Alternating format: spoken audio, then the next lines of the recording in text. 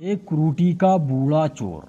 ایک امریکی ریاست میں ایک بوڑھی شہری کو صرف ایک روٹی چوری کرنے کے الزام میں گرفتار کرنے کے بعد عدالت میں جب پیش کیا گیا، اس نے بجائے انکار کے اعتراف کیا، ہاں میں نے چوری کی ہے، اور جواز یہ دیا کہ وہ بھوکا تھا اور قریب تھا کہ میں مر جاتا۔ جج کہنے لگا، تم اعتراف کر رہے ہو کہ تم چور ہو، میں تمہیں $10 جرمانے کی سزا سناتا ہوں، اور میں جانتا ہوں کہ تمہارے پاس یہ رقم نہیں، اس لیے تو تم نے روٹی چوری کی ہے، لہٰذا میں تمہاری طرف سے یہ جرمانہ اپنی جیب سے ادا کرتا ہوں۔ مجمع پر سناٹا چھایا ہوا تھا، اور لوگ دیکھتے ہیں کہ جج اپنی جیب سے $10 نکالتا ہے اور اس بوڑھے شخص کی طرف سے یہ رقم قومی خزانے میں جمع کرنے کا حکم دیتا ہے۔ پھر جج کھڑا ہوتا ہے اور حاضرین کو مخاطب کر کے کہتا ہے،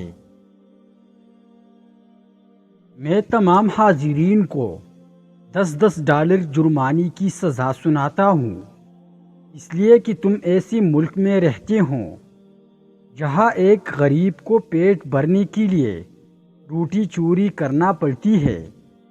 اس مجلس میں $480 اکٹھے ہوئے، اور جج نے وہ رقم بوڑھی شہری مجرم کو دے دی۔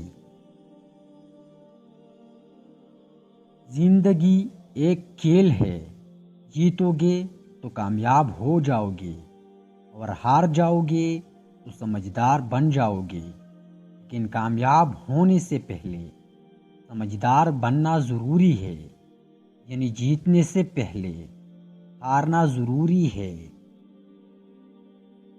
کامیابی کا سفر آپ کی سوچوں سے شروع ہوتا ہے اور بعد میں آپ کی ساری دنیا بدل دیتا ہے۔